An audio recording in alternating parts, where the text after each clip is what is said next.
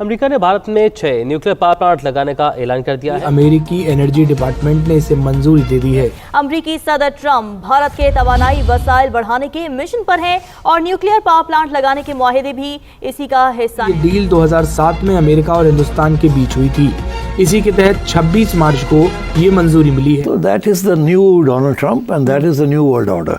तकरीबन $26 बिलियन की private investment nuclear sector में आ सकती है। ये आज क्यों ये सिग्नल दिया जा रहा है, पहले क्यों नहीं दिया गया? पहले भी तो डोनाल्ड ट्रंप थे ना। तो आजकल भारत जो है वो एक मोमेंटम बिल्ड कर रहा है कि किस तरह जो ग्लोबल प्राइवेट इन्वेस्टमेंट है वो न्यूक्लियर एनर्जी के अंदर लेके जाए। डोनाल्ड ट्रंप ने बहुत ज्यादा जो है खूबसूरत अल्फाज का चुनाव किया, कहा कि मोदी साहब की पर्सनालिटी दूर से देखे तो बाप जैसी है। रोटी पानी देती है गॉड नो तो हम जाइए चढ़ावा चढ़ाया ना मूर्ति के आगे। मूर्ति के आगे फॉरेन डायरेक्ट इन्वेस्टमेंट आए, बाहर से सेक्टर आए एटॉमिक एनर्जी के अंदर, ये इंडिया करने जा रहा है। ये काम पाकिस्तान नहीं कर सकता। ये बात पाकिस्तान के हवाले से की कि हमने जब उन्हें कहा कि एक कंट्री आपको बहुत परेशान कर रही है तो उन्होंने कहा कि मुझे जरूरत नहीं है, मैं खुद ही डील कर लूंगा। अमेरिका कहता है हमें नंबर 1 बताओ जी, रशिया की जगह लाओ। हाँ, रशिया को कम करो और हमसे लो। वहाँ 2 जगह पे वो इंडिया को कह रहा है, एक तो ये कि हमसे हथियार लो। उनको गवर्नमेंट ने कहा है कि आप जॉइंट वेंचर्स करें, जो और वो जॉइंट वेंचर्स हैं वो basically nuclear power corporation of India जो है उसके साथ मिलके करें। ये बात तो हकीकत है, मानने वाली है कि जब से मोदी सरकार आई है इंडिया में तरक्की हुई है काफ़ी ज़्यादा। इस वक्त इम्पैक्ट के लिए वो बहुत कुछ कर रहा है, but I think he will have to reverse many policy decision. तो आजकल भारत जो है वो एक मोमेंटम बिल्ड कर रहा है कि किस तरह जो ग्लोबल प्राइवेट इन्वेस्टमेंट है वो न्यूक्लियर एनर्जी के अंदर लेके जाए। और इस सिलसिले में सुनने में आया, रिसेंटली भी इंडिया ने ये कहा था कि तकरीबन $26 बिलियन की प्राइवेट इन्वेस्टमेंट न्यूक्लियर सेक्टर में आ सकती है। इसमें मैं बात करना चाहता हूँ, अगर आपको याद हो 2005 के अंदर, जुलाई 2005 के अंदर जब US India civil nuclear agreement हुआ था, जिसे इंडो यूएस न्यूक्लियर डील भी कहा जाता था, उस वक्त मनमोहन सिंह साहब और जॉर्ज डब्ल्यू बुश ने ये एग्रीमेंट साइन किया था। लेकिन अब क्योंकि इंडिया को चाहिए अब एनर्जी, इंडिया को चाहिए बिजली, इंडिया को चाहिए, इंडिया आपको पता है 12 स्मार्ट सिटीज बना रहा है। इंडिया समझ रहा है कि हम एक रीजनल मैन्युफैक्चरिंग हब बनने जा रहे हैं, सो उसके लिए उनको एनर्जी चाहिए। अब हो ये रहा है कि इंडियन गवर्नमेंट ने इस बजट जो उन्होंने पेश किया था वो कह रहे हैं कि हम प्राइवेट सेक्टर के साथ मिलकर small nuclear reactors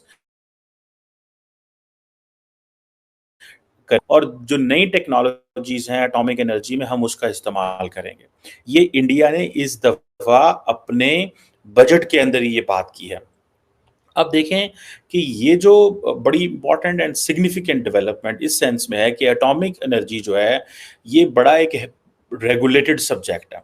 international atomic energy agency, global agencies, America, बहुत सारी ताकतें इसको देख रही होती हैं और इसके ऊपर बड़ी ज़बरदस्त किस्म के सैंक्शंस भी लगी होती हैं, रिस्ट्रिक्शंस हैं, नॉट लॉट ऑफ सैंक्शंस नहीं कहना चाहिए, रिस्ट्रिक्शंस होती हैं। सो अब जो इंडिया की जो state run nuclear power corporation है, जिसे NPCIL कहा जाता है, उसने उसकी एक समझे कंप्लीट मोनोपोली है 100% कि जो न्यूक्लियर पावर प्लांट्स के ऊपर। अब इंडिया कह रहा है कि हम डोमेस्टिक प्राइवेट सेक्टर को इंगेज करें या फॉरेन डायरेक्ट इन्वेस्टमेंट आए, बाहर से सेक्टर आए एटॉमिक एनर्जी के अंदर।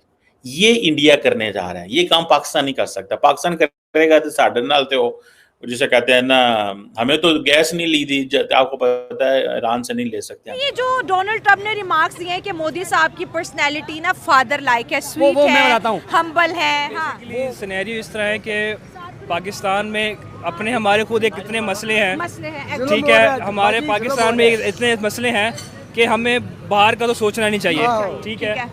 पहली चीज़ ये है कि आपके मुल्क में जो इस टाइम हालात चल रहे हैं, इकॉनमी स्ट्रगल कर रही है, गरीब आदमी पिस रहा है, ठीक है। मोदी कह रहे डजंट मैटर, वो जो मर्जी कह रहा है, क्योंकि वो इस टाइम अपने वर्ल्ड पॉलिटिक्स की बात करें कि दुनिया में लीडर्स के बारे में क्या कहा जाता है। नहीं देखे ना, अगर फॉर एग्जांपल हमारे लीडर्स के बारे में ऐसा क्यों नहीं कहा जाता कि बाप जैसे हैं, कौम के लिए, दुश्मनों के लिए किलर है। वो हमारे जो लीडर का जितना भी हिस्ट्री रही है, उन्होंने फेवर जितनी भी दी है वो बाहर के लोगों को ही दी है। अगर आप बात करें परवेज मुशर्रफ की, उन्होंने फेवर जितनी भी दी है अमेरिका को दी है। अगर आप बात करें इमरान, आज तक कोई लीडर बाप जैसा नहीं मिला। सब अपने मफाद औलाद के लिए मिले हैं, ठीक है ना, सबने अपनी जेबें भरी हैं, चाहे वो इमरान खान हो। अपने कौम के लिए बाप बन गया ना, जिसकी तारीफ ट्रम्प कर रहा है। देखें ना, बाप मोदी की भी अगर आप पॉलिटिक्स की बात करें तो it's one side politics against, यानी वो मुस्लिम्स की बात करें मुस्लिम्स के लिए, वो जो उसकी पॉलिटिक्स है वो लाइक कहते हैं ना एक आपकी रैशनलिज्म पॉलिटिक्स है, उसमें वो मुस्लिम के लिए भी बड़ा काम किया, ट्रिपल तलाक बैन करवा दी, मदरसा के अंदर साइंस एंड स्कूल जो है इंट्रोड्यूस करवाया है। वो तो फिर एक पॉलिटिक्स के लिए पॉलिटिशियन तो करना है कहा ना। कि मुसलमान बच्चे अगर पढ़ती हैं तो देखिए, वो उनको तो ना फिर 18 साल के बाद पैसे दिए वो तो जाएंगे। इमरान खान ने भी गुरुद्वारा खुलवा दिया ना हमारे लिए, ठीक है। अब गुडविल बनी कि नहीं बनी, लेकिन वो आप उसको पॉलिटिकल स्टंट भी कह सकते हैं। एक भाई अगर आपकी इलेक्शंस की बात है तो आप सब चीजें करेंगे। पॉलिटिशियन से पॉलिटिकल स्टंट की तो तवक्को होती है कि कोई अच्छा करके जाए। करें ना, आप पब्लिक की फेवर के लिए करें ना, आप नहीं पॉलिटिकल करिए के लिए अपने पब्लिक की फेवर के लिए करता है, वो करता है, लेकिन फिर हमारी लीडरशिप कहाँ सोई हुई है? हमारी लीडरशिप तो सोई हुई है ना, उसका मसला ये है कि लीडरशिप हमारी भूख से मारे, बोतलें उठा रहे हैं, देख लो, ये गुजारा कर रहे हैं, बच्चे भूखे मारे, लानत वाली शक्ल।